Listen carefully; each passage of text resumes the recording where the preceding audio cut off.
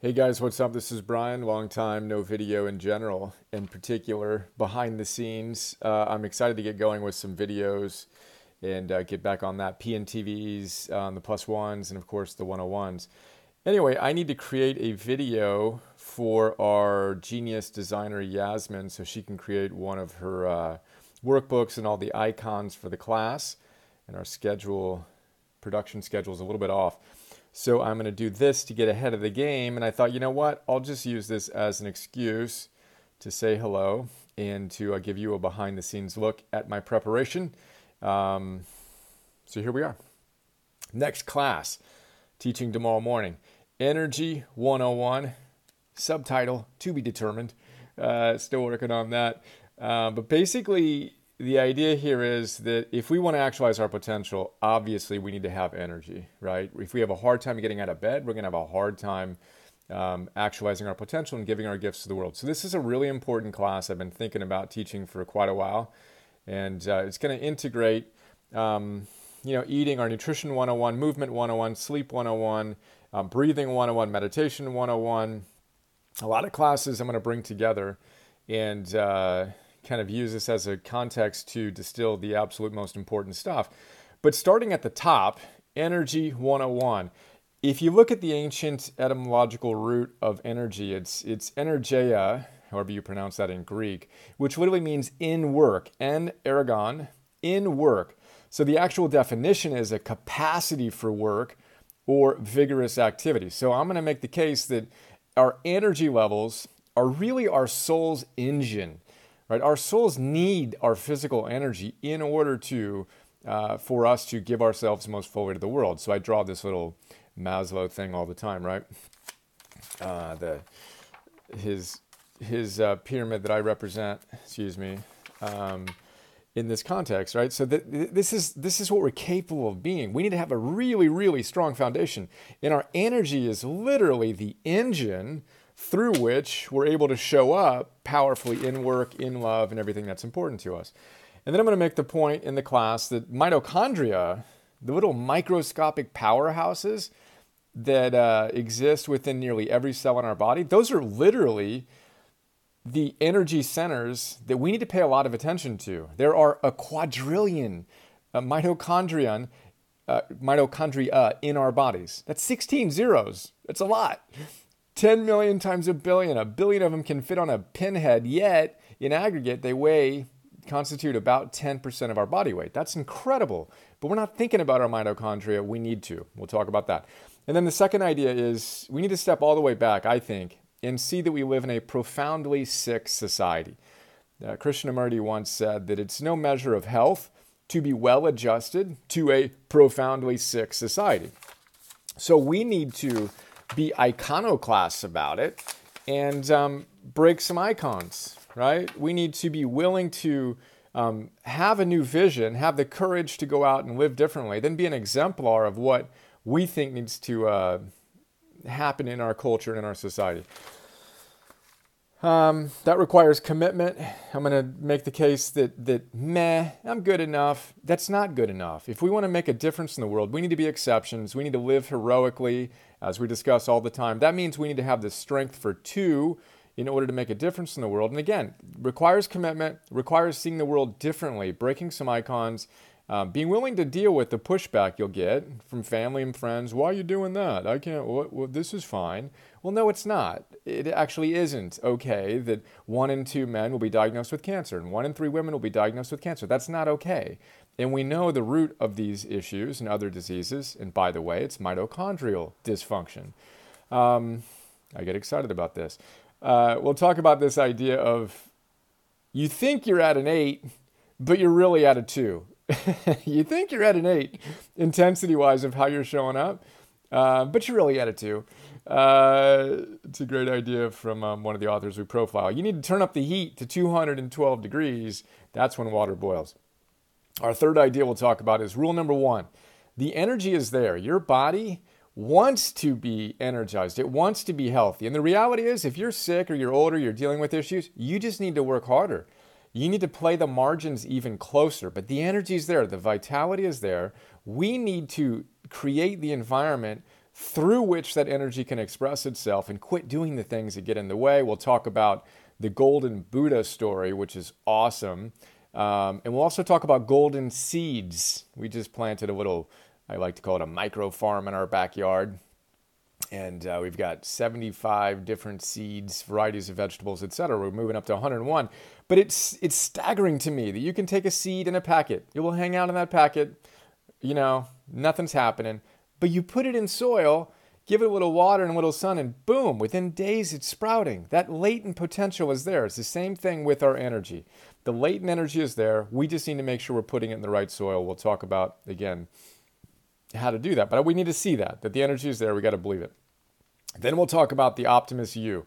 In order to change our behaviors and to truly get fired up to do all these things, we've got to see ourselves at our absolute best. What would you look like if you were actually living the life you're capable of living? I'm going to challenge you to come up with 10 things, let's make it 11 things, champions do more, that you would do if you had no fear, if you had absolutely no fear. What would you do with your life? Okay, cool. Let's create the energy and go work on the first one you're going to choose to go crush. We need to see our best selves. We need to believe that we can actually achieve that. We'll talk about the science of hope again. And then we need to be it. We need to act like we are that best version of ourselves now, moment to moment to moment. And then we start making decisions. Each thing we do is either an energizer or it's an enervator. Energizer, enervator. The word enervate literally means, well, the definition is to weaken. It literally means to take away muscle. So you and I are making decisions. We're making decisions moment to moment to moment. We're either energizing ourselves or we're not. And then we need to look at the opportunity to give ourselves marginal gifts. Those little things matter. When you're playing the game with a high level of intensity and commitment to making a difference in the world and actualizing your potential, little things matter. It's the essence of peak performance. But these are gifts. These aren't chores. A victim looks at these things as, oh, I have to do this. I have to turn off my phone and get a good night of sleep, or I've got to eat a salad. That's victim talk. That's not a hero. A hero gets excited about these opportunities, realizing that life is a gift, and what can I do to give back in equal measure? We'll talk about that more. And then we've got eating, moving, sleeping, breathing, etc. Eating, we'll talk about 80-20. With 3 things that we need to think about: sugar, flour, vegetable oils. We'll talk about in some more detail. And then the optimal fuel. You've got 2 different tanks. You can burn sugar for fuel primarily or fat for fuel. We'll talk about the data and details there. And then we'll talk about trash cans. If you wanted to make a quick difference in your life, throw away the garbage, the refined processed food, all that sugar, all that flour, which usually has vegetable oils and the bad fats with it. We need to get rid of it. Longer the shelf life, the lower your life, etc. Eating is super important, obviously, for our energy. And I almost did optimal weight 101 for this class, before this class. We're going to do that next. Carrying excess weight is the greatest predictor of all the things you don't want in your life. So I'm not a weight loss guy per se, but we're going to come back and we're going to talk about that, because it shouldn't be as hard as it is for a lot of people to effortlessly maintain their optimal weight. So we'll come back to that in another class. Then we have movement. So we've got movement and exercise. Both are important, right? And then we've got a training equation that we're going to talk about. And we got to remember that training equals work plus recovery. And then we want to remember, we want to be healthy and fit. Too many people sacrifice their health for fitness. And in short, they're training too hard. So we need to slow down, train smart, remember the catabolic phase and the anabolic phase, and make sure we're not active and sedentary. We don't want to be that. 7, sleep plus Zambonis, which is naps. We need to make a decision. Again, do we want to be energized or do we want to be entertained? The number one way we deal with this is reduce technology at night. But get this. Did you know guys like Tom Brady goes to bed at 8:30 every night? Roger Federer, the great tennis player, his goal is 11 or 12 hours of sleep a day. He says if he doesn't get that, he doesn't feel right and he's going to get injured. LeBron James, same thing. 12 is his target when he's training hard. We'll talk about a soccer club that built a 200 million/pound facility, and they put 80 bedrooms in to their new amazing sports complex, such that their team on home games could sleep there the night before. Sleep is the secret sauce for peak performance. We're going to talk about why it's so important. If you're not getting adequate sleep, there's no way. Your energy is just going to be destroyed. There's no way you're going to consistently show up powerfully. Super important. We know it. We just need to make a decision that we want to be energized and actualized rather than entertained. Reduce the technology. 8, breathe, meditate, and have energized tranquility. We need to be able to flip the switch and be on and inspired, yet at the same time still grounded. Breathing well, meditating is huge. We'll review the top 3 ideas from Breathing 101, talk about why meditation is so important again, and encourage you to create your practice. 9th big idea is to oscillate. We need to make waves. You can't always be on. If you're always on, you will be burned out. So we'll talk about that. We'll talk about matching your energy to your task. When you're at your best, you should be doing your most challenging, important work. A lot of people don't. They go straight into reactiveville instead of going deep. So we're going to talk about the importance of that. And then taking true breaks. There's, again, tons of research on the importance of taking real breaks rather than continuing to knock yourself out with technology, email, text, etc. 10th big idea will be to dominate. Do you want energy? Well, then dominate your life. To rule over is what the word dominate means.